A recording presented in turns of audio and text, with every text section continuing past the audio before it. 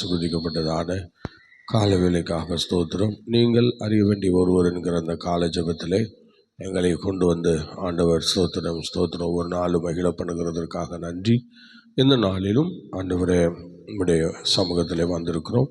இன்னும் வர வேண்டிய உற்சாகப்படுத்தி கொண்டு வரும் 6 முதல் முடிவு வரை இந்த ஜபங்களை எல்லாம் கர்த்தர் தலைமை தாங்கி பொறுப்படுத்தி மிகுந்த ஆசீர்வாதமாய் மாற்றி தாரும். தெய்வ கரங்களில் எங்களை தாழ்த்தி ஒப்படைக்கிறோம். அதிசயங்களை காணப்படணும். பாடல் ஆராதனையும் மற்றும் ஆண்டவருடைய ஆலோசனைகளையும் மற்றும் ஆண்டவருடைய ஜெப நேரத்தையும் கர்த்தர் எங்களுக்கு ஆசீர்வதிப்பீராக. ஆசீர்வதி இயேசுவின் நாமத்தில் வேண்டிக் கொள்கிறோம் ஜெபங்களும் பிதாவே. ஆமேன் ஆமேன் ஆமேன். ஸ்தோத்திரம். கர்த்தரமே ஆசீர்வதிப்பாராக. இப்பொழுது பாடல் ஆராதனை விழா அவர்கள் நடத்துவார்கள்.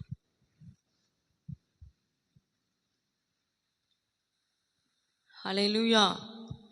கர்த்தருடைய பரிசுத்த நாமத்துக்கு மகிமை உண்டாவதாக. இந்த நாளிலும் இந்த அதிகாலை வேளையிலே நாம் தேவனை தேடி வந்திருக்கிறோம். ஏன்னா நம்முடைய மேய்ப்பரை தேடி வந்திருக்கிறோம். நம்ம அதிகாலை நேரத்தில் எப்பொழுதும் ஒரு வசனம் சொல்லுவோம், கர்த்தரின் மேய்ப்பராக இருக்கிறார், நான் தாழ்ச்சி அடையேன். இது சின்ன பிள்ளையிலேருந்தே எனக்கெல்லாம் இந்த அதிகாலை ஜபத்தில் சொல்லி கொடுத்த வசனங்கள் நம்ம எல்லாருக்கும் தெரியும். அந்த மேய்ப்பனை தேடி தான் இந்த நாளில் நம்ம என்ன பண்ணியிருக்கிறோம், அவரை ஆராதிக்கும்படியாக அவருடைய சமூகத்துக்கு நாம் தேடி வந்திருக்கிறோம். அதனால் ஆண்டவரை பார்த்து சொல்ல போகிறோம், ஆண்டவரே மேய்ப்பனின் கோலுக்கு கீழ்ப்படிந்து நான் நடந்து செல்லணும் என்று சொல்லி நாம் பாடல்களை பாடி நாம் தேவனுடைய நாமத்தை விடுதலையோடு மகிமைப்படுத்த போகிறோம். ஜீவனின் அதிபதியான தெய்வமே என்னிலே வீற்றிடுமே, என் இயேசையா ஆளுகை செய்திடுமே. ஜீவனின் அதிபதியான தெய்வமே என்னிலே வீற்றிடுமே, என் இயேசையா ஆளுகை செய்திடுமே. ஜீவனின் அதிபதியான தெய்வமே என்னிலே வீற்றிடுமே, என் இயேசையா ஆளுகை செய்திடுமே. ஆயன் இயேசுவின் ஆடு நான் அறிய செய்யணுமே. ஆயன் இயேசுவின் ஆடு நான்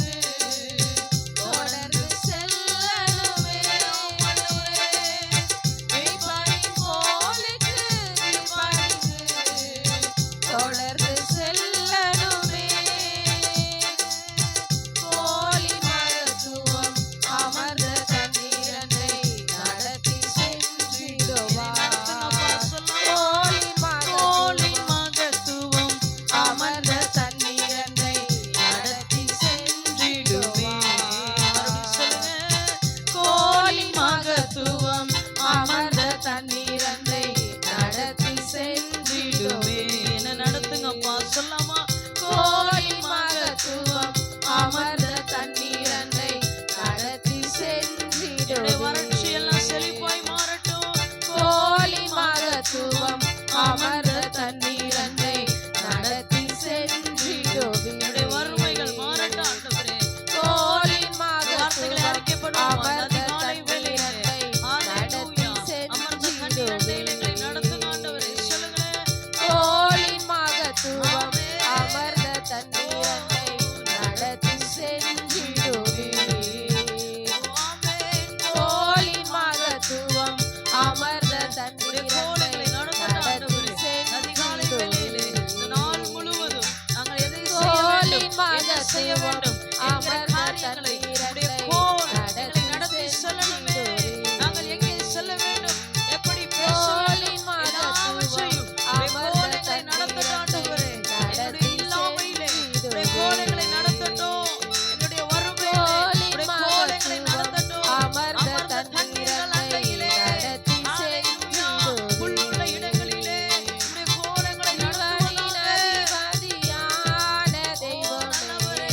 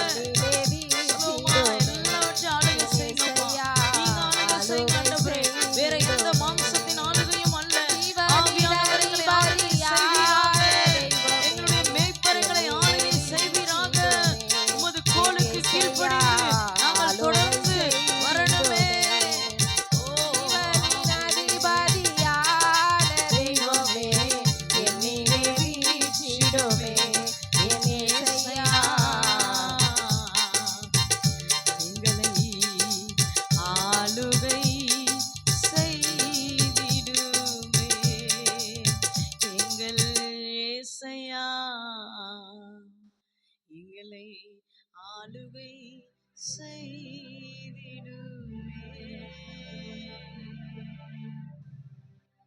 நன்றி ஆண்டவரே, எங்கள் ஆவி ஆத்மா சரீரம் முழுவதையும் உடைய கரத்திலே நாங்கள் ஒப்பு கொடுக்கிறோம்.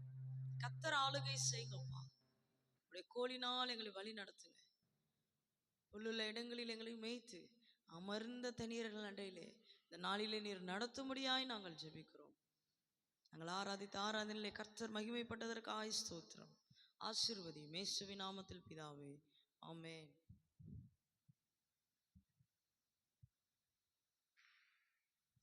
அல்லேலூயா. ஆண்டவருடைய நாமம் மகிமைப்படுவதாக. இந்த அருமையான நாளிலே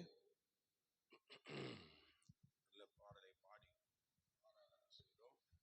கர்த்தர் நம்மோடு கூட இருந்து நல்ல பாடல் ஆராதனை ஆசீர்வதித்து கனப்படுத்தினார். ஸ்தோத்திரம். இப்பொழுதும் நாம் ஸ்தோத்திரம் வேத பகுதியை வாசித்து கர்த்தரை மகிமைப்படுத்தலாம். ஜீவனின் அதிபதி நம்மோடு கூட இருந்து வழி நடத்தினார் என்றால் அது ஸ்தோத்திரம். ஒரு சில சங்கீதத்திற்கு ஏதுவாகும். ஸ்தோத்திரம். சங்கீதம் 23 தான் அதை குறித்து நல்ல அருமையான விளக்கத்தோடு அந்த பாடலை பாடி கர்த்தரை மகிமைப்படுத்த உதவி செய்தார். இப்பொழுது அந்த சங்கீதம் 23ஐயே நாம் வாசிக்கலாம். சங்கீதம் 23. கர்த்தர் என் மேய்ப்பராயிருக்கிறார், நான் தாழ்ச்சி அடையேன். அவர் என்னை புல்லுள்ள இடங்களில் மேய்த்து அமர்ந்த தண்ணீர்கள் அண்டையில் என்னை கொண்டு போய் விடுகிறார். அவர் என் ஆத்துமாவை தேற்றி தம்முடைய நாமத்தின் நிமித்தம் என்னை நீதியின் பாதைகளில் நடத்துகிறார். நான் மரண இருளில் பள்ளத்தாக்கிலே நடந்தாலும் பொல்லாப்புக்கு பயப்படேன். தேவரீர் என்னோட கூட இருக்கிறீர். உமது கோலும் உமது தடியும் என்னை தேற்றும். என் சத்துருக்களுக்கு முன்பாக நீர் எனக்கு ஒரு பந்தியை ஆயத்தப்படுத்தி என் தலையை எண்ணெயால் அபிஷேகம் பண்ணுகிறீர். என் பாத்திரம் நிரம்பி வழிகிறது. என் ஜீவனுள்ள நாளெல்லாம் நன்மையும் கிருபையும் என்னை தொடரும். நான் கர்த்தருடைய வீட்டிலே நீடித்த நாட்களாய் நிலைத்திருப்பேன். ஆண்டவருடைய நாமம் மகிமைப்படட்டும். இந்த சங்கீத பகுதியை நாம் இப்பொழுது வாசித்தோம். இந்த சங்கீதத்திலே 23ஆம் சங்கீதம் எழுதப்பட்ட முறைகள் நமக்கு அநேகருக்கு தெரிந்த ஒரு விஷயந்தான். நிறைய பேருக்கு தெரியும். நல்ல ஒரு ஆவிக்குரிய சத்தியங்கள் அடங்கிய சில காரியங்கள் அவைகளிலே இருக்கிறது. அதில் நம்ம முதல் வசனம் படிங்க பார்க்கலாம். கர்த்தர் என் மேய்ப்பராய் இருக்கிறார், கர்த்தர் என் மேய்ப்பராய் இருக்கிறார், நான் தாழ்ச்சி அடையேன். இந்த ஒரு வசனம் தான் நமக்கு ஆதார வசனமாக எடுத்துக்கொண்டு இப்போ நம்ம உள்ளே போகும்போது இந்த சங்கீதம் எழுதப்பட்ட விதத்தை நாம் பார்க்கும்போது சங்கீதம் 23 எப்படி இந்த வெளியானது என்று பல வேத பண்டிதர்கள் பல சூழ்நிலையிலே பல விளக்கங்களை சொல்லுகிற இந்த நேரத்திலே எல்லாருக்கும் மறைந்திருக்கிற சத்தியங்களோடு ஒரு ஸ்தோத்திர வேற பண்டிதர் மூலமாக இந்த சத்தியங்களை இந்த நாட்களிலே வெளிப்படுத்தியிருக்கிறார். ஆகவே இந்த நாளிலே இந்த 23வது சங்கீதம் எப்படி உண்டானது, எப்படி அது வந்தது என்று சொல்லி நாம் படிக்கலாம். இப்போ ஸ்தோத்திரம் இந்த சங்கீதங்களை அவர் பாடிய காலங்களிலே சங்கீதக்காரனாகிய தாவீது சவுலுக்கு தப்பி அவர் பல இடங்களிலே ஓடி ஒளிந்து பல காரியங்களை பண்ணி கொண்டிருந்தார். அப்படி செய்து கொண்டிருக்கும்போது அவர் ஒரு முறை சவுலுக்கு தப்பும்படியாக அவர் என்ன செய்கிறார், அந்த ஓடி ஒளிந்து வாழ்கிற அந்த காலங்களிலே ஒரு முறை சவுலிடத்திலே அவர் அகப்பட்டு கொள்கிறார். சவுலிடத்திலே அகப்பட்டு கொள்கிறார். அப்படி சவுலிடத்திலே அகப்பட்டு கொண்ட பிறகு அவர் அங்கே என்ன செய்வதென்று தெரியாமல் சவுல் அவரை தாவீதை பிடித்து விடுகிறார். பிடிக்கிறதற்கு எல்லா சூழ்நிலையோடு தாவீதை பிடித்து இன்றைக்கு கொன்றுவிட வேண்டும் என்கிற நிலையோடு அவர்கள் அந்த நாட்களிலே அப்படி செய்கிறார்கள். அப்படி அவர் கொன்றுவிட வேண்டும் என்கிற அந்த எண்ணத்தோடு அங்கே தாவீதை பிடிக்கிறார்கள். அப்படி பிடிக்கப்படுகிற நேரத்தில் தான் சங்கீதக்காரனாகிய தாவீது என்ன செய்கிறார் என்றால், இன்னைக்கு அகப்பட்டுட்டோம், அவ்வளோதான், இனிமேல் நம்ம தப்ப முடியாது, நம்ம காரியம் முடிஞ்சிருச்சு, சவுல் இன்னைக்கு நம்ம கொன்றுவான் என்று சொல்லி தீர்மானமே பண்ணி அவர் என்ன செய்கிறார், பயங்கரமாக கத்த ஆரம்பிக்கிறார். எப்படி சொல்லி கத்த ஆரம்பிக்கிறார் என்றால், என் தேவனே, என் தேவனே, ஏன் என்னை கைவிட்டீர் என்று அந்த இடத்துல அவர் பயங்கரமாக சத்தமிட்டு கத்த ஆரம்பிக்கிறார். ஸ்தோத்திரம். இந்த வார்த்தை சங்கீதம் 22 அமைஞ்சிருக்கிறத நம்ம பார்க்கிறோம். சங்கீதம் 22 இந்த காரியங்கள் அமைந்திருக்கிறது. இப்படி இந்த 22ஆம் சங்கீதத்திலே அவர் இவ்விதமாக சொல்லுகிறதை பார்க்கிறோம். அடுத்தது நீங்கள் 22ஆம் சங்கீதத்திலே 12ஆம் வசனம் படிங்க பார்க்கலாம். 12, 13, 14 படிச்சீங்கன்னா அதுல வரிசையா சொல்லுவாரு. படிங்க. அநேகம் காளைகள் என்னை சூழ்ந்திருக்கிறது, அநேக காளைகள் என்னை சூழ்ந்திருக்கிறது, பாசான் தேசத்து பலத்த எருதுகள் என்னை வளைத்து கொண்டது, என்னை வளைந்து கொண்டது, பீறி கர்ச்சிக்கிற சிங்கத்தை போல் என் மேல் தங்கள் வாயை திறக்கிறார்கள், தண்ணீரை போல ஊற்றுண்டேன், என் எலும்புகள் எல்லாம் கட்டுவிட்டது, என் இருதயம் மெழுகு போலாகி என் குடல்களில் நடுவே உருகிற்று. பாத்தீங்களா? இப்படி சங்கீதக்காரன் அந்த 22வது சங்கீதத்தை அவ்விதமாக அவர் என்ன செய்கிறார், அந்த சவுலுக்கு தப்பி ஓடும் பொழுது அந்த எப்படின்னா அவர் எந்த இடத்துல அவர் அப்படி பண்றார் அப்படின்னா, என்கேதி என்கிறதான ஒரு இடம் இருக்கிறது. அந்த இடத்திற்கு முன்பாக பாலைவனம், யூதேயா பாலைவனம் ஒன்று இருக்கிறதாம். அந்த யூதேயா பாலைவனத்தில் நல்லா கவனிங்க, பயங்கரமான பாலைவனம். அது ஒரு கொலை பாலைவனம் அப்படின்லாம் சொல்கிறாங்க. கொலை பாலைவனம்னு சொல்கிறாங்க. அது வறட்சியான இடம். அது ஒரு 160 டிகிரி அந்த சூடு இருக்கிற இடம், வெயில் அடிக்கிற இடம், தண்ணீர் இல்லாத ஒரு இடம், பயங்கரமான வறட்சியான ஒரு இடம். அந்த அந்த பாலைவனத்தில் என்ட்ரன்ஸ், அது உள்ளே போகிறதற்கு முன்னதாகவே அவர் அங்கே ஒரு இடத்துல அவர் சிக்கி கொள்கிறார். அங்கே ஒரு இடத்துல அவர் சிக்கி கொண்டு அங்கே என்ன செய்வதென்று தெரியாமல் தான் மாட்டிக்கொள்ளுகிறார். ஆனால் அப்படி மாட்டிக்கொள்ளும் போது அவர் சவுல் அன்னைக்கு அவரை பிடித்து கொள்ளுகிற அந்த நாட்களிலே, சவுல் தாவீதை கொள்ளுகிற அந்த நாட்களிலே அவரை ஈடுபட்டு செயல்பட்டு கொண்டிருக்கிற நேரத்தில் தாவீதை பிடித்தாச்சு. பிடித்த உடனே அங்கே ஒரு சவுலுடைய வேலைக்காரன் ஓடி ஐயா, நம்ம பெலிஸ்தர் நம்முடைய ராஜ்யத்துக்கு வந்துட்டாங்க, சீக்கிரம் வாங்க அப்படின்னு சொன்னதும் தாவீதை கொள்ளுகிற அந்த வேலையை அப்படியே கைவிட்டு விட்டு என்ன செய்தான், சவுல் ஓடிவிட்டார். ஆகவே தாவீது அந்த நாளிலே சவுலின் கைக்கு தப்பினார். அதுதான் 22வது சங்கீதத்தை நாம் பார்க்கிறோம். ஆகவே 22ஆம் சங்கீதம் அவ்விதமாக தான் எழுதப்பட்டது என்று சொல்லுகிறார்கள். ஆகவே அதுக்கப்புறம் இவர் என்ன செய்யணும், சவுல் போன பக்கமே போக முடியாது. அதனால் சவுல் போன பக்கம் போனால் கொன்றுவான். அதனால் இப்போ என்ன செய்யணும், யூதேயா பாலைவனத்து வழியாக தான் போகணும். ஆனால் யூதேயா பாலைவனம் நம்ம நினைக்கிற மாதிரி சாதாரணமான ஒரு பாலைவனம் இல்லை. அது பயங்கரமான சூறாவளி புயல்லாம் நிறைந்த ஒரு பாலைவனம். அங்கே போய் யாரும் உயிரோடு போய் சேர்ந்த மாதிரி தெரியாது. அது ஒரு 90 கிலோமீட்டர் நீளம் கொண்ட ஒரு பாலைவனம். அதனுடைய அகலம் 60 கிலோமீட்டர் தூரத்தில், 60 மைல் தூரத்தில் அந்த பாலைவனம் இருக்கிறது. ஆக இவர் இப்போ எங்கே நிற்கிறார் அப்படின்னா, குறுக்க நடந்து போகிற வழியில் தான் அவர் நிற்கிறாரு. அதனால் இப்போ என்ன செய்யலாம் அப்படின்னா, நெடுவே நடந்தால் 90 கிலோமீட்டர், அங்கே நடக்க வேண்டாம், அது தேவையில்லாத விஷயம். அதனால் இவர் குறுக்கே நடந்து போகலான்னு சொல்லி இப்போ என்ன பண்ணாருன்னா, 60 மைல் தூரத்தில் உள்ள அந்த பாலைவனத்தை கடந்தாதான் அடுத்தது ஒரு ஒரு நல்ல ஒரு செழிப்பான ஒரு இடம் ஒன்று இருக்கிறது. அந்த இடம் எப்படிப்பட்ட இடம் என்று சொல்லும்போது, அது ரொம்ப ஆசீர்வாதமான ஒரு இடம், ரொம்ப மகிமையான ஒரு இடம். ஸ்தோத்திரம். அந்த இடத்துல நிறைய காரியங்கள் இருக்கிறது. என்னன்னா, அந்த இடத்துல ஒரு 5 விதமான ஆசீர்வாதங்கள் இருக்கிறது. அங்கே 5 விதமான ஆசீர்வாதங்கள் இருக்கிறது. ரொம்ப அற்புதமான காரியங்கள். அந்த இடத்துக்கு பெயர் நீங்கள் படிக்கலாம். ஸ்தோத்திரம். உன்னத பாட்டுன்னு நினைக்கிறேன். உன்னத பாட்டின் புஸ்தகம் அதில் 1:14 படிங்க.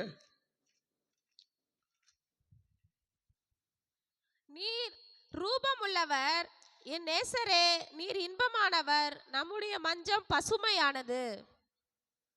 இது ஒரு இந்த பசுமையான ஒரு புல் நிறைந்த இடம் என்று சொல்லுகிற அந்த இடத்துல தான் இந்த காரியங்கள் இருக்கிறது.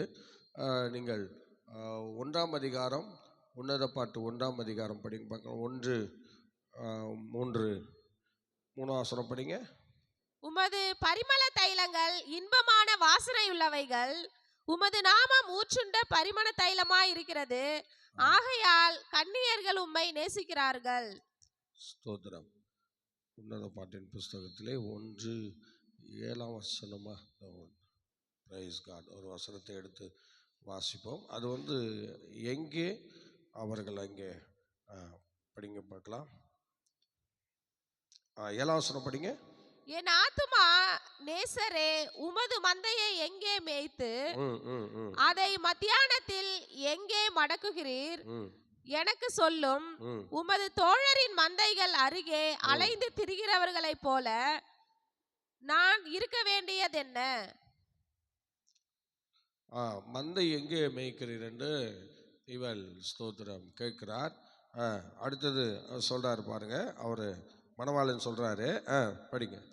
ஸ்திரீகளின் ரூபவதியே, அதை நீ அறியாயாகில் மந்தையின் காலடிகளை தொடர்ந்து போய் மேய்ப்பர்களுடைய கூடாரங்கள் அண்டையிலே உன் ஆட்டுக்குட்டிகளை மேயவிடு. அப்ப என்ன சொன்னாரு, அந்த காலடியை தொடர்ந்து நீ வா, வந்தீன்னா உனக்கு அந்த இடம் உனக்கு தெரியும், அந்த ஆட்டுக்குட்டிகள் எங்க இருக்குது அப்படின்னு சொல்லி உனக்கு தெரியும் என்று சொல்லி அப்போ சொல்றாரு. அப்போ பாருங்க, அது அந்த இடத்துல நீங்க அது எங்க முடியுது அந்த இடம் அப்படின்னு பார்த்தீங்கன்னா, படிங்க பார்க்கலாம். 14 படிங்க. 14. என் நேசர் எனக்கு என்கேதி ஊர் திராட்சை தோட்டங்களே. பாருங்க, என்கேதி ஊர் அந்த இடத்துல தான் அது முடியுது. அப்போ அந்த மெய்ப்பர்கள் எங்க இருக்கிறாங்க அப்படின்னு பார்த்தீங்கன்னா, அந்த என்கேதி என்கிறதான இடத்துல தான் மெய்ப்பர்கள் அங்க இருக்கிறதாக சொல்லப்பட்டிருக்கிறது. அல்லேலூயா. பார்த்தீங்களா, மெய்ப்பர்கள் எங்க இருக்கிறாங்க? அங்க நிறைய புல்வெளி இருக்கிறது, அங்க நிறைய பசும்புல் இருக்கிறது, அங்க சில விஷயங்கள்லாம் சொல்லப்பட்டிருக்கிறது. அங்க என்ன இருக்குன்னா, பசும்புல் உள்ள இடம் அந்த இடம். அப்புறம் பார்த்தீங்கன்னா ஒரு 5 விதமான நன்மைகள் அந்த இடத்துல இருக்கிறது. என்கேதி என்கிற அந்த இடத்துல அது ஒரு செழிப்பான பாலைவனம், பாலைவன சோலை என்று சொல்லுகிற ஒரு இடமாக அது காணப்படுகிறது. அது சுற்றுலா பயணிகளுக்கெல்லாம் அறிமுகமான ஒரு இடமாக, சுற்றுலா பயணிகளுக்காகவே அதில் நிறைய செழிப்பான விஷயங்கள்லாம் அடங்கியிருக்கிறது. அதில் ஒரு 5 விதமான ஆசீர்வாதம் இருக்கிறது. ஒன்று சொல்லுங்க பார்க்கலாம். ஒன்று என்னது? பசும்புல் இருக்கிறதாக அங்கே சொல்லப்படுகிறது. சொல்லுங்க பார்க்கலாம், என்ன இருக்காங்க? பசும்புல். அங்கே நிறைய பசும்புல் இருக்கிறதா, ஆடுகள் மேய்க்கிறதற்கு நல்ல பசும்புல். அடுத்தது பார்த்தீங்கன்னா, அங்கே அமர்ந்த தண்ணீர், அந்த தண்ணீர் அங்கே இருக்கிறதா. சொல்லுங்க, அங்கே என்ன இருக்கிறது? அமர்ந்த தண்ணீர் இருக்கிறது. அப்புறம் பார்த்தீங்கன்னா பேரிச்ச மரங்கள் இருக்கிறது. சொல்லுங்க, 3வது என்ன இருக்கு? பேரிச்ச மரங்கள் அங்கே நிறைய இருக்கிறதா. அதுவும் பாருங்க, சாதாரண பேரிச்ச மரம் இல்லை, ராஜாவின் போஜன பந்தியில் வைக்கக்கூடிய விலையேறப்பட்ட நல்ல ருசியான அப்படிப்பட்ட ஒரு பேரிச்ச மரம் தான் அங்கே இருக்கிறதாக சொல்லப்பட்டிருக்கிறது. அப்போ பேரிச்ச மரம் இருக்கிறது. அப்புறம் பார்த்தீங்கன்னா திராட்சை தோட்டம் இருக்கிறதா. சொல்லுங்க, எங்க என்ன இருக்கிறது? திராட்சை தோட்டம் இருக்கிறது. ஸ்தோத்திரம். அப்புறம் அடுத்தது பார்த்தீங்கன்னா அங்கே என்ன இருக்கு? ஒலிவ தோப்புகள் இருக்கிறது. இப்படி 5 விதமான நன்மைகள் நிறைந்த ஒரு இடம்தான் அந்த ஸ்தோத்திரம் என்கேதி என்கிறதான ஒரு நல்ல செழிப்பான ஒரு இடம். என்னைக்கு இருந்தாலும் நம்மளாம் உபத்திரவத்தை சந்திக்கிறோம். நான் உபத்திரவப்பட்டது நல்லது, அதனால பிரமாணங்களை கற்றுக்கொள்கிறேன்னு சொல்றாரு.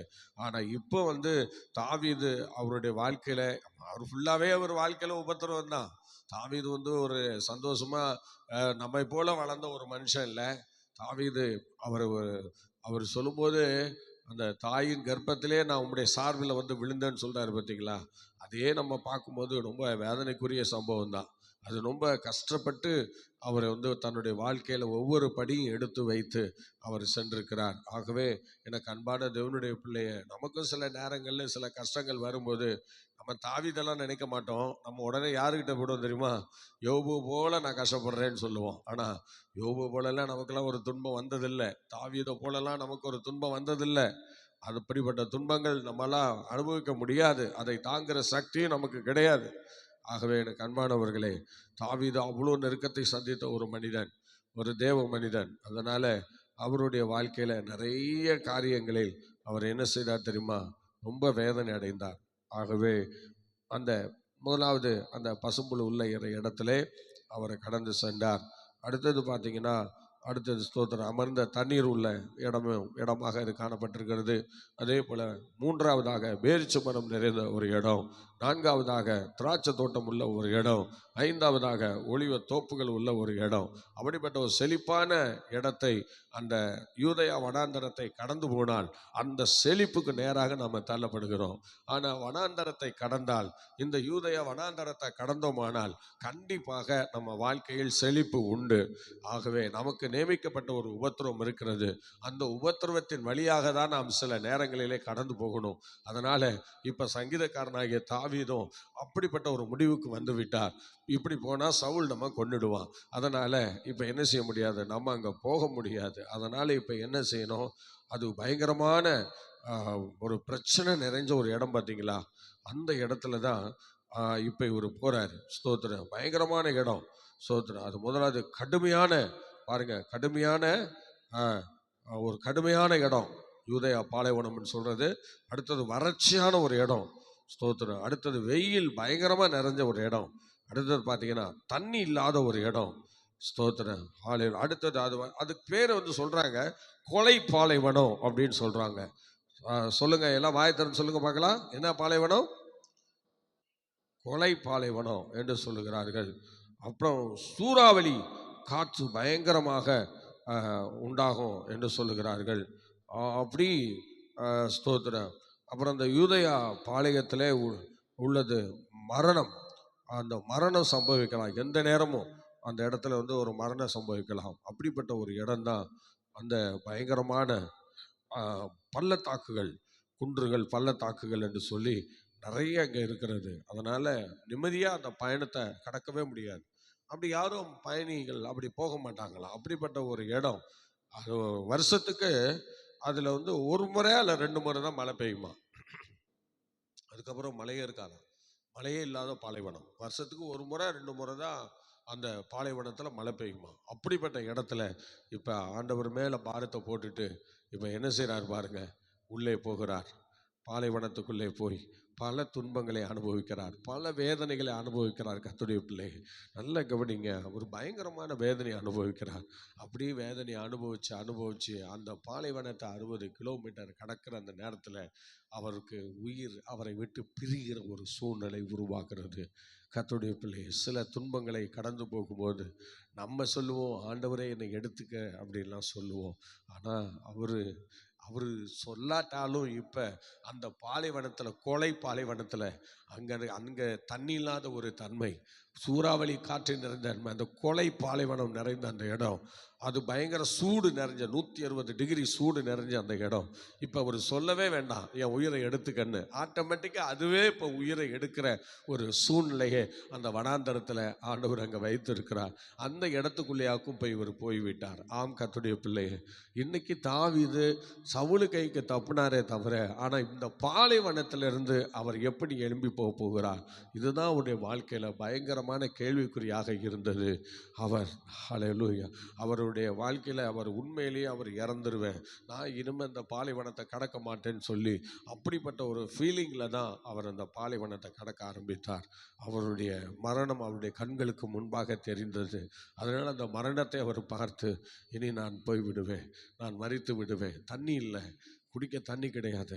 ஆகவே அதனால் நான் இப்போ இறந்துருவேன், இப்போ என் உயிர் போக போகிறதுங்கிற அந்த நிலையோடு தான் அவர் அந்த இடத்துல காணப்பட்டார். ஆடைகள் எல்லாம் கிழிந்து ஒரு ஆடை கூட அவருக்கு இல்லாமல் அப்படிப்பட்ட ஒரு பயங்கரமான நிலையில அந்த பாலைவனத்துக்குள்ளே சிக்கி தவித்த ஒரு தாவீது. அப்படிப்பட்ட சிக்கி தவித்த அந்த தாவீது அங்கே கடந்து போகும்போது பாருங்கள், அங்கே அவருக்குள்ளே ஒரு நல்ல ஒரு சத்தம் உண்டு தெளித்து கொண்டே இருந்தது. நான் உன்னை அழிய விட மாட்டேன். நம்ம துன்பங்களை சகிக்கிற நேரத்தில், உபத்திரவங்களை படுற நேரத்தில் ஏதோ ஒரு சில இடங்கள்ல இருந்து நமக்கு சில ஆறுதல் வரும், சில காரியங்கள் வரும்.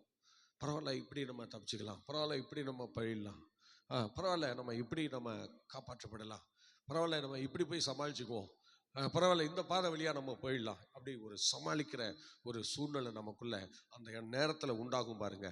அதே மாதிரி இங்கே தாவீதுக்கும் அவ்விதமான காரியங்கள் அப்படியே வந்தது. அப்படி வரும்போது தாவீது என்ன செய்கிறார் பாருங்க, ரொம்ப பயங்கரமாக வேதனைப்படுகிறார். ஸ்தோத்திரம். வேதனைப்பட்டு இனி என் லைஃப் அவ்வளோதான் சொல்லி நினச்சி அவர் போகிற நேரத்தில், நான் உன்னை கைவிட மாட்டேன், நான் உன் கூட இருப்பேன், நான் உன்னோடு கூட இருந்து நிறைய காரியங்களை செய்ய போகிறேன், நீ எனக்கு வேணும், உன்னை கொண்டு ராஜ்யத்தை கட்டப் போகிறேன் என்றெல்லாம் சொல்லி பல விஷயங்கள் அவருடைய காதிலே உரைத்து கொண்டு இருக்கிற அவர் அந்த அப்படிப்பட்ட எண்ணத்தோடு, ஆமாம் இதெல்லாம் நான் கேள்விப்படுறேன், ஆனாலும் நான் இறந்துருவேன், ஆனாலும் நான் போயிடுவேன், என் கூட்டில் என் ஜீவன் இல்லை, இப்போ நான் ஜீவன் பிரிய போகிறது என்று சொல்லி அப்படிப்பட்ட ஒரு மரணத்தை தழுவுகிற அந்த நேரத்தில் திடீரென்னு அவர் வாழ்க்கையில் ஒரு குளிர்ந்த காற்று ஒன்று அவருக்கு முன்பாக அடிக்கிறது. அந்த குளிர்ந்த காற்றுல தலையை தூக்கி அவர் அப்படி பார்க்கும்போது, அந்த குளிர்ந்த காற்றுல தலையை தூக்கி அவர் பார்க்கிறார். அப்படி பார்க்கும்போது அங்கே நடக்கிற சம்பவம் என்ன தெரியுமா? அருமையான தெய்வ பிள்ளைங்க, ஸ்தோத்திர, ஒரு பசும்புல் நிறைஞ்ச ஒரு இடத்தை அவர் கண்களில் காட்டுகிறார். அப்படியே பக்கத்தில் பார்க்கிறார், அமர்ந்த தண்ணீர் நிறைஞ்ச ஒரு இடம். அந்த இடத்தை அவர் பார்த்ததும் உடனே ஓடி போய் அந்த தண்ணீரை அள்ளி குடிக்கிறார். தண்ணீரை அள்ளி குடித்து ஹல்லேலூயா, தாகம் தீர்க்கப்பட்டு அப்படியே மேலெல்லாம் தண்ணீரை ஊற்றி ஹல்லேலூயா, தண்ணீருக்குள்ள அவர் எவ்வளோ சந்தோஷத்தை அனுபவித்திருப்பார் பாருங்க, எவ்வளோ சந்தோஷத்தை அனுபவித்திருப்பார். அப்படிப்பட்ட ஆவலோடு அவர் அந்த தண்ணீரை அள்ளி மேலே ஊற்றி கொண்டு குடித்து கொண்டு, ஆண்டவரே அந்த இடத்துல அப்பா என்னை இப்படி கொண்டு வந்தீரே அப்படின்னு சொல்லி அவர் பாருங்கள் அப்படியே பார்க்கிறார்.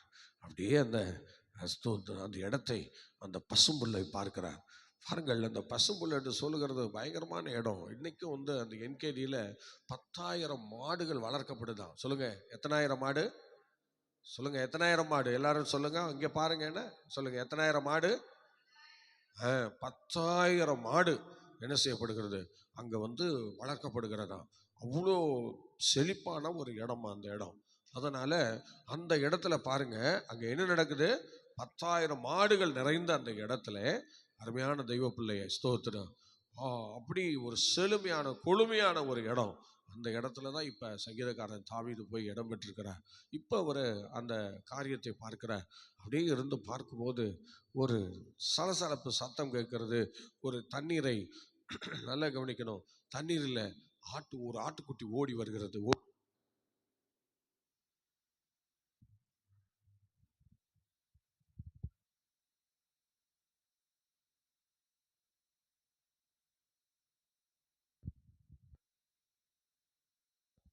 Praise God, hallelujah, hallelujah, praise God, praise God, praise God, hallelujah.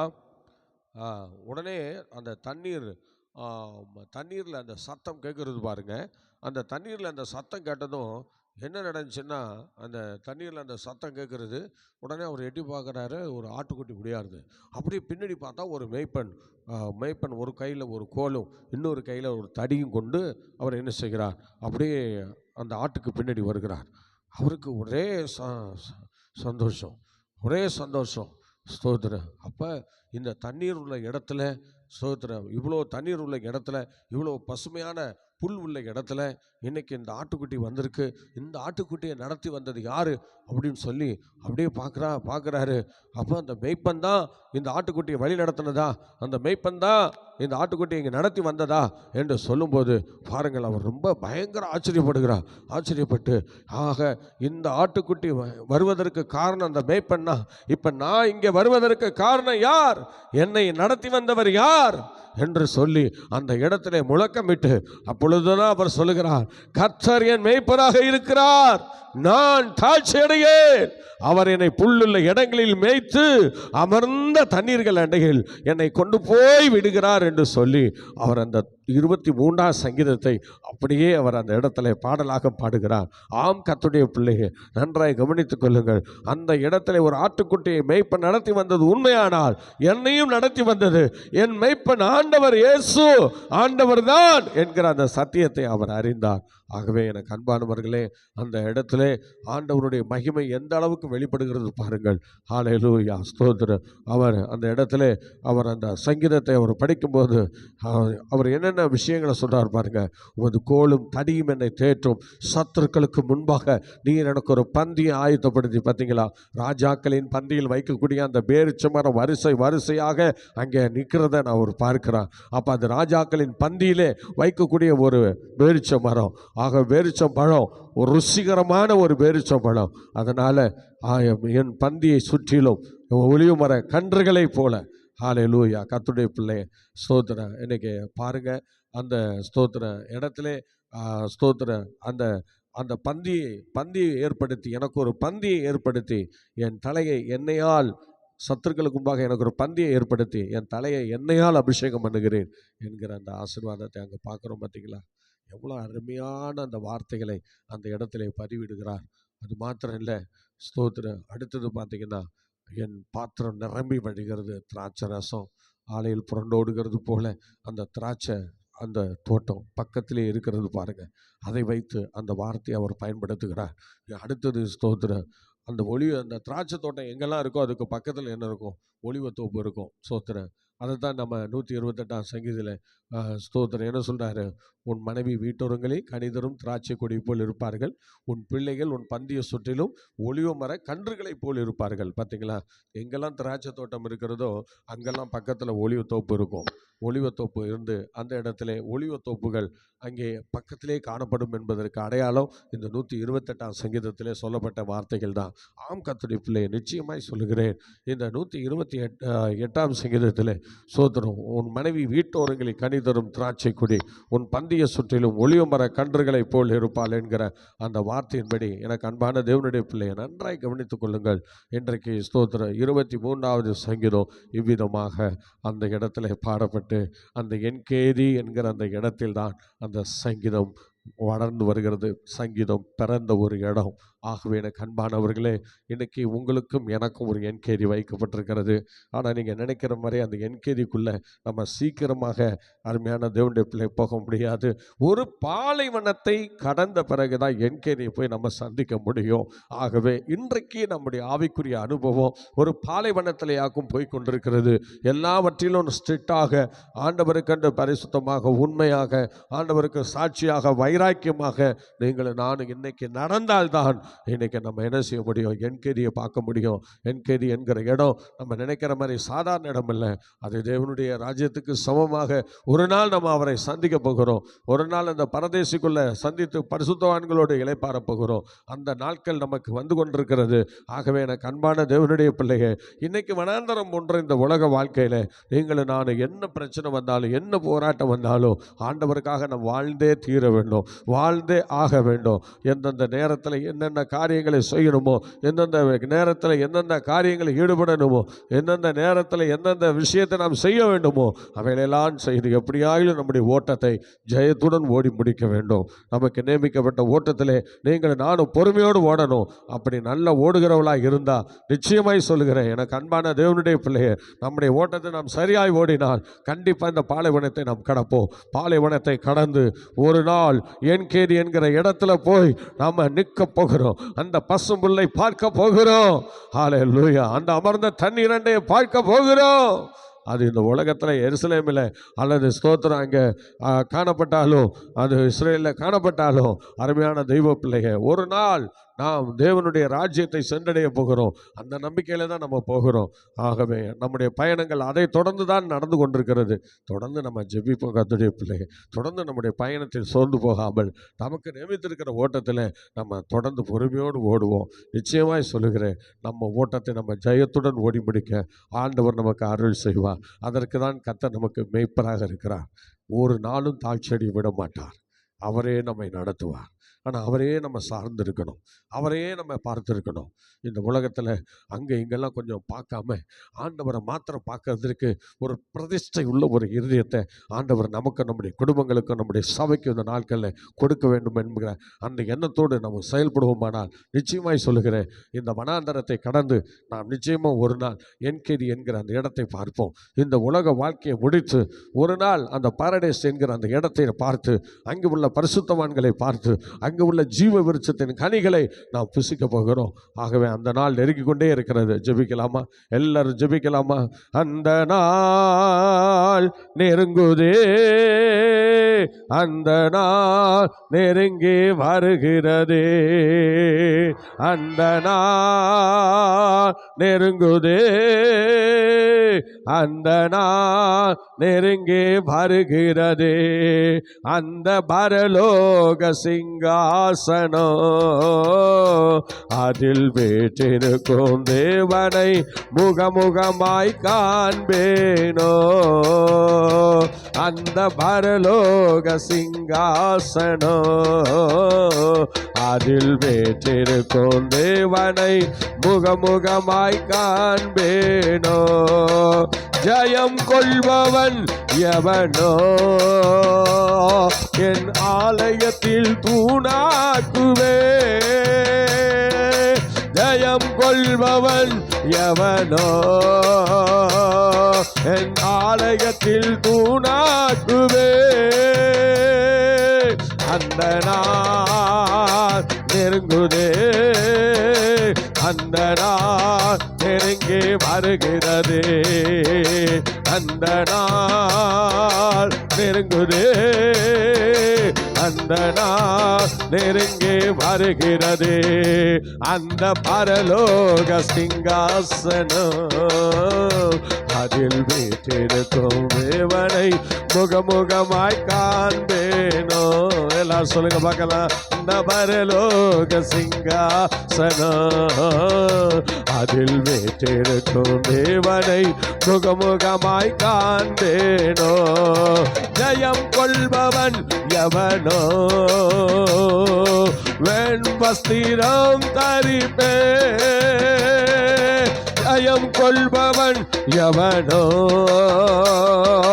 வெண் வஸ்திரம் தரிப்பே, அந்த நாள் நெருங்குதே, அந்த நாள் நெருங்கி வருகிறதே, அந்த நாள் நெருங்குதே, அந்த நாள் நெருங்கி வருகிறதே, அந்த பரலோக சிங்காசனம் அதில் வீற்றிருக்கும் தேவனை முகமுகமாய் காண்பேனோ, அந்த பரலோக சிங்காசனம் அதில் வீற்றிருக்கும் தேவனை முகமுகமாய் காண்பேனோ. ஜெயம் கொள்பவன் எவனோ சிங்காசனத்தில் அமர செய்வே, ஜெயம் கொள்பவன் எவனோ சிங்காசனத்தில் அமர செய்வே, அந்த நாள் நெருங்குதே, அந்த நாள் நெருங்கி வருகிறது. எல்லாரும் சொல்லுமா? அந்த நாள் கரங்களை தாட்டி எல்லாரும் சொல்லுவோமா? ஆமென். இதே அந்த நாள் நெருங்கி வருகிறதே, அந்த பரலோக சிங்காசனம் அதில் வீற்றிருக்கும் தேவனை முகமுகமாய் காண்பேனோ, அந்த பரலோக சிங்காசனம் அதில் வீற்றிருக்கும் தேவனை முகமுகமாய் காண்பேனோ. ஜெயம் கொள்பவன் எவனோ, கூற்றங்களை நியாயம் செய்வாரே. ஜெயம் கொள்பவன் எவனோ, 12 கோத்திரங்களை நியாயம் செய்வாரே. அந்த நாள் நெருங்குதே, அந்த நாள் நெருங்கி வருகிறது. எல்லாரும் சொல்லுமா, அந்த நாள் நெருங்குதே, அந்த நாள் நெருங்கி வருகிறது. அந்த பரலோக சிங்காசனம் அதில் வீற்றிருக்கும் தேவனை முகமுகமாய் காண்பேனோ. அந்த பரலோக சிங்காசனம் அதில் வீற்றிருக்கும் தேவனை முகமுகமாய் காண்பேனோ. ஜெயம் கொள்பவன் எவனோ, ஜீவ விருட்ச கனியை கொடுப்பே. ஜெயம் கொள்பவன் எவனோ, ஜீவ விருட்ச கனியை கொடுப்பே. அந்த நாள் நெருங்குதே, அந்த நாள் நெருங்கி வருகிறது. எல்லாரும் சொல்லுமா, அந்த நாள் நெருங்குதே, அந்த நாள் நெருங்கி வருகிறது. அந்த பரலோக சிங்காசனம் அதில் வீற்றிருக்கும் தேவனை முகமுகமாய் காண்பேனோ. அந்த பரலோக சிங்காசனம் அதில் வீற்றிருக்கும் தேவனை முகமுகமாய் காண்பேனோ. அந்த பரலோக சிங்காசனம் அதில் வீற்றிருக்கும் தேவனை முகமுகமாய் காண்பேனோ. ஜெபிக்கலாம். பரிசுத்தமுள்ள பிதாவே, இந்த அருமையான கால வேளைக்காக ஸ்தோத்திரம். ஆண்டவரே, சங்கீதம் 22, 23 ஏற்றப்பட்ட ஆண்டவரே அந்த பாட்டினை இந்த அருமையான நாளிலே நாங்கள் தியானம் செய்ய கர்த்தர் கொடுத்த கிருபைக்காய் ஸ்தோத்திரம். ஆண்டவரே, இந்த சங்கீதங்களை ஆண்டவரே விரிவாக்கம் செய்த எங்கள் பரிசுத்தவான்களை நாங்கள் நினைவு கூறுகிறோம். ஆண்டவரே, இப்படி நல்ல வேத ஞானத்தை கொடுத்து தேசத்திலே எங்கள் ஊழியர்களை பயன்படுத்துவதற்காக நாங்கள் நன்றி சொல்கிறோம். தொடர்ந்து ஆண்டவரே ஸ்தோத்திர, இன்னும் அநேக சத்தியங்களை அறிந்து கொள்ள ஆண்டவரே எங்களுக்கு வழிவாசலை திறக்கும்படி நாங்கள் ஜெபிக்கிறோம். யாரெல்லாம் இந்த வசனங்களை கேட்டார்களோ அவளை நீர் ஆசீர்வதியும். ஆண்டவரே, என்கேதி என்கிற அந்த இடத்துல ஒரு நாள் நாங்கள் அந்த பரதேசில் சென்று கர்த்தரை பார்க்க ஆண்டவரே அவருடைய சமூகத்தில் இளைப்பாற தொடர்ந்து எங்களுக்கு உதவி செய்யும். அதுவரையில் நாங்கள் யூதயா பானைவளம் போல இருக்கிற அந்த உலகத்தை நாங்கள் கடந்து சென்று எல்லா விதமான சூழ்நிலை அதை மேற்கொண்டு நாங்கள் சென்றடைய கர்த்தர் எங்களுக்கு தொடர்ந்து கிருபைகளை தந்து வழிநடத்துவீராக. தொடர்ந்து இந்த பகற்காலங்களை ஆசீர்வதியும். ஆண்டவரே, நாங்கள் உம்முடைய சித்தஞ்செய்ய எங்களுக்கு கிருபை தாரும், அதிசயங்களை காணப்படும். இயேசுவின் நாமத்தில் வேண்டிக் கொள்கிறோம் பிதாவே, ஆமென். இன்னைக்கு நாம் ஜெபிக்க போகிறோம். அருமையான வயநாட்டிலே இருக்கிற அந்த பிரச்சனைகளை கர்த்தர் மாற்றி கொடுக்கணும். தேவன் அந்த பிரசன்னத்தை அனுப்பி எப்படியாகிலும் அந்த வயநாட்டிலே ஆண்டவருடைய மகிமை வெளிப்படும்படியாக தொடர்ந்து கர்த்தர் கிரியை செய்யும்படியாக எல்லாரும் ஜெபிக்கலாமா? அந்த வயநாட்டிலே பரிசுத்த ஆவியானுடைய வல்லமை இறங்கணும். அங்கே எல்லாருக்கும் தேவைகள் சந்திக்கப்படணும். அதில் மண்ணுக்கு அடியில் இன்னும் சில வீடுகள் புதைந்து கிடக்கிறதுனால சில ஒட்டு கட்டடங்கள் மேலே மண் குவியல் இருக்கிறது. அதை சீக்கிரமாக எடுத்துட்டா அதில் அநேகர் உயிரோடு இருக்கிறத ஸ்தோத்திர ஒரு சூழ்நிலை இருக்கிறதாக சொல்லுகிறார்கள். அதனால் ஸ்தோத்திரம் மற்றும் இந்த பூமி அதிர்வு ஒரு 21 இடங்களில் வந்திருக்கிறது. இந்த 21 இடங்களிலும் இதை சீக்கிரமாய் சரி செய்ய ஆண்டவர் உதவி செய்யும்படியா எல்லாரும் ஜெபிக்கலாமா? எல்லாரும் ஜெபிக்கலாமா? ஆண்டவரே, இந்த 21 இடங்களில் இந்த பூமி சரிவு ஏற்பட்டு எத்தனையோ வீடுகளை முழுங்கி இருக்கிறது. எத்தனையோ மனித ஆண்டவர் உயிர்களை, வாகனங்களை, அந்த தேசத்தை, அந்த கிராமத்தை முழுகி இருக்கிறது. இந்த நிலைமையில் இருக்கிற அந்த வயநாட்டை உடைய கரத்தில் ஒப்படைக்கிறோம். தேவன் நினைவு கூறுவீராக. அந்த இடத்துல எல்லாரையும் தூக்கி எடுப்பீராக. ஆண்டவர் மீட்பு பணியிலே ஆண்டவரை ஈடுபட்டிருக்கிற ஒவ்வொருவரையும் ஆசீர்வதியும். ஆண்டவரை எங்களுக்கு மழையை கொஞ்சம் அமர்த்தி கொடுக்கும்படி நாங்கள் ஜெபிக்கிறோம். இந்த காலத்தில் மழைகள் இல்லாதிருந்தால் நிலமாயிருக்கும் என்று நாங்கள் நினைக்கிறோம். அன்னைக்கு ஸ்தோத்திரம் மழை இடங்களில் கனமழைக்கு எச்சரிப்பு கொடுத்திருக்கிற அந்த நேரத்தில் ஆண்டவரே ஸ்தோத்திர கர்த்தர் அற்புதம் செய்வீராக. அந்த வயநாட்டு கேரளா பகுதியில் மழையை கர்த்தர் கொஞ்சம் நிறுத்தி கொடுக்கும்படியாக நாங்கள் ஜெபிக்கிறோம். ஆண்டவரே, இந்த ஸ்தோத்திர மீட்பு பணி ஆண்டவரை தடையில்லாமல் நடக்க ஆண்டவர் மழையை கொஞ்சம் நிறுத்தி கொடுக்கும்படியாக நாங்கள் ஜெபிக்கிறோம். மழை பெய்யாதிருக்க நாங்கள் ஜெபிக்கிறோம் தகப்பனே. ஆண்டவர் அற்புதம் செய்வீராக. தேவன் அதிசயத்தை செய்வீராக. உங்கள் வல்லமை விளங்கட்டும் ஆண்டவரே. எப்படி ஆகிலும் இந்த மீட்பு பணியில் ஈடுபட்டிருக்கிற பல தொண்டு ஆர்வலர்கள் ஆண்டவரே ஈடுபட்டு நல்ல பணி செய்கிறார்கள். அவங்களெல்லாம் நீங்கள் ஆசீர்வதிங்க ஆண்டவரே. யார் யார் பொருளுதவி செய்கிறாங்களோ, யார் யார் இறைவனிடத்தில் பிரார்த்தனை செய்கிறார்களோ அத்தனை நபர்களின் குடும்பங்களையும் நீர் ஆசீர்வதிப்பீராக. ஆண்டுடைய கரம் கூட இருக்கட்டும். பல மாநிலங்கள், பல நாடுகள் உதவி செய்ய முன் வந்திருக்கிறது. விசேஷமாய் அவருடைய மதிப்புக்குரிய பிரதமர் அவர்கள் ஆண்டவர் உதவி செய்ய வந்திருக்கிறார்கள். அவரை நீ ஆசீர்வதியும். பல கட்சிகள் உதவி செய்கிறது ஆண்டவரே, ஸ்தோத்திரம். பல ராஜ்யங்கள் உதவி செய்கிறது. உதவி செய்கிற எல்லாரையும் நீங்கள் ஆசீர்வதிங்க. கிடைக்கப்பட்ட உதவியிலே சரியாய் வேலை நடக்க ஆண்டவருடைய மகிமை வெளிப்படும்படி நாங்கள் ஜெபிக்கிறோம். ஆண்டவரே, உதவி பெறுகிறவர்கள் சரியாக இதை செய்து முடிக்க தேவன் அவர்களுக்கு அந்த கிருபையை தந்து வழிநடத்துவீராக. தீமைகளுக்குள்ளே காத்துக்கொள்ள அதிசயங்களே காணப்படும். இப்பொழுதும் தமிழகம் எங்கும் ஆண்டவரே ஸ்தோத்திர கனமழைக்கு எல்லா மாவட்டங்களையும் எச்சரிப்பு கொடுத்திருக்கிறாங்க. எல்லா மாவட்டங்களையும் இனிமே கனமழை தான் வரும் என்று சொல்லிவிட்டார்கள். அதனால எல்லா மாவட்டங்களிலும் ஆண்டவர் எந்தெந்த இடங்கள் பாதிக்கப்பட ஒரு சூழ்நிலை இருக்கிறதோ அந்தந்த இடத்துல பாதிப்பிலிருந்து கர்த்தர் விடுதலை தாரு. விசேஷமா எங்கள் சென்னை பட்டணத்தை உங்க கையில் ஒப்படைக்கிறோம்ப்பா. சென்னை பட்டணத்தை கர்த்தர் ஆண்டவரை பாதுகாப்பீராக. சென்னை பட்டணத்தை பரிசுத்த ஆவியானவர் பாதுகாப்பீராக.